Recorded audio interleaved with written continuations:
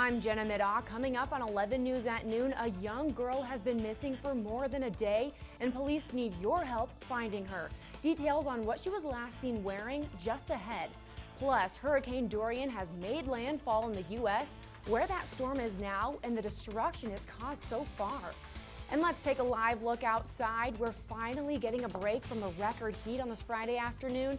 Meteorologist Jordan Sherman tells us what we can expect for the weekend. Join us at noon. This is KKTV 11 News at noon. An update on the deadly crash that shut down Highway 24 for hours overnight. What we've learned from State Patrol. Good afternoon and thanks for joining us. I'm Jenna Middaugh. Katie Pelton has the day off. We have an update now on a crash involving a pedestrian who was hit and killed on Highway 24 last night. The crash happened just outside of Cascade, which is west of Colorado Springs. Troopers say a driver hit a person who was trying to cross the westbound lanes on foot. According to State Patrol, that 32-year-old man from Colorado Springs died. His name hasn't been released yet. The driver was not hurt in the crash and the road is back open. It's time now for your no-wait weather with meteorologist Jordan Sherman. Jordan, it was a hot one out there yesterday. Are we expecting record temps today? No way, just the opposite, Jenna. Right now, police are actively searching for this little girl. She's been missing for more than 24 hours. Investigators say Angelica Pena Soto was last seen Wednesday evening, but they have not said yet where she was at that time. She's about 5'2", 150 pounds with curly dark hair.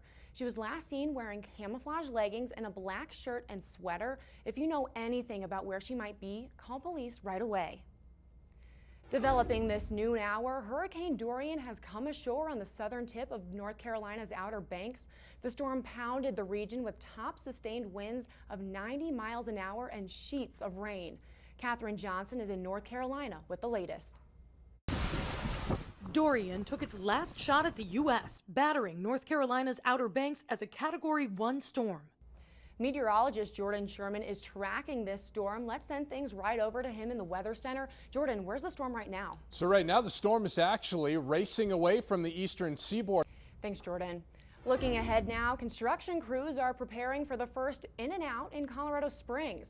According to our news partners at the Gazette, the California-based burger joint recently started moving dirt and grading land for its first restaurant in Colorado, which is set to open sometime next year. The new burger shop will be located at Interquest and Voyager. In-N-Out says it also plans to open a distribution and production facility on the same land. New today, the August jobs report was released early this morning. Employers added 130,000 jobs last month. Wages are also up 3.2%. Unemployment stayed the same at 3.7%, and for 107 months straight, that's nearly 9 years, the U.S. economy has been adding jobs, but hiring pace has slowed down. A Grammy-winning songwriter died Tuesday in a head-on crash in South Carolina. 41-year-old LaShawn Daniels was one of 2 people killed in that crash. Officials say a pickup truck crashed head-on into Daniels' pickup truck and an SUV. There's no word yet on what caused the crash. Daniels, who helped write for artists like Beyonce, Jennifer Lopez, and Michael Jackson, leaves behind a wife and 3 sons. His publicist said Daniels helped write countless hits. He won a Grammy for Best R&B Song as one of the writers on the song Say My Name by Destiny's Child.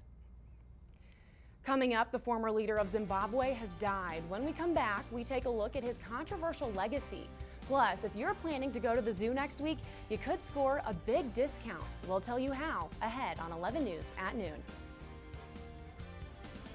You're watching KKTV 11 News with Jenna Middaugh and meteorologist Jordan Sherman with your certified most accurate forecast. This is KKTV 11 News at noon. We have an 11 breaking news alert just into our newsroom. The man accused of shooting a Colorado Springs police officer last year has pleaded not guilty and his trial date has been set. Karar Al-Khamasi was in court this morning at the El Paso County Courthouse. Al-Khamasi is accused of shooting Officer Jem Duzel in the head last August when he was responding to a shots fired call near the Olympic Training Center. The officer continues to recover at a rehab facility near Denver. Last month, we learned that Al-Khamasi was found fit to stand trial a second time. He was already found competent during the first round of psychological testing back in April, but his attorney asked for a second round of testing to be done, which is guaranteed under law. A trial date has been set for February 18th, and we'll be sure to let you know what happens then. Robert Mugabe, the former leader of Zimbabwe who was forced to resign in 2017 after a 37-year rule, has died. He was 95. Mugabe's early promise was eroded by economic turmoil, disputed elections, and human rights violations. CBS's Deborah Pata has more on the controversial leader. To his followers and faithful, Robert Mugabe was an African nationalist hero who defied the might of white rule and won. Mugabe's cause of death was not immediately confirmed, but he had battled health issues for a while. Jordan. All right, thanks, Jenna. It'll be a pretty nice forecast next week, Jenna. Highs back in the 70s with sunshine. Yeah, just got to get through the rainy weekend and some nice weather we've got in store That's for us. right. Awesome. Thank you, Jordan. Well, looking ahead, if you're looking for something fun to do with the family next week when that weather's nice, the Cheyenne Mountain Zoo is thanking our military personnel by offering them half-off admission. It's offered to all active duty, veteran, and retired military personnel and their dependents living in the same household.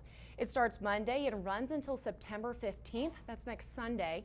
We have more information on our website. Just head on over to KKTV.com and click on that red Find It tab. Also looking ahead, if you like the bird exhibit at the Denver Zoo, you only have a few more weeks to visit it. That zoo announced yesterday it plans to close the Bird World exhibit on October 1st. The $1.25 million exhibit opened in 1973 and featured more than 100 different species of rare, colorful birds.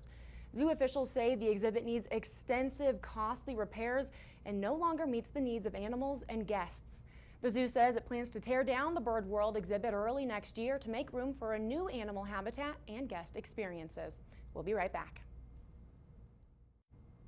An iconic Colorado Springs attraction is starting to rebuild. For decades, the Flying W Ranch was a place you could take visitors from out of town. Then the Waldo Canyon fire came and wiped out 50-plus years of tradition.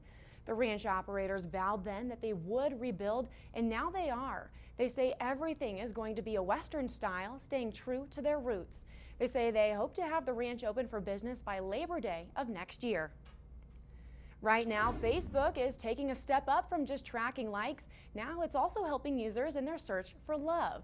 Yesterday, the social media network introduced its matchmaking service called Facebook Dating to the U.S. Users 18 years and older can use Facebook Dating, which stays separate from your main Facebook profile.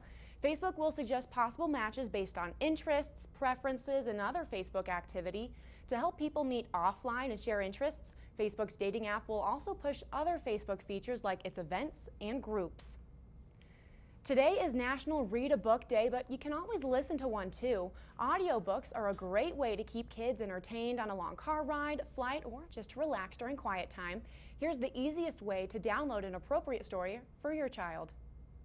If you're already a subscriber to Amazon's Audible, you'll find thousands of titles for kids in well-organized categories. Well, take a look at this. The zoo in Berlin has released video of two baby panda cubs being loved on by their mama after they were born just about a week ago.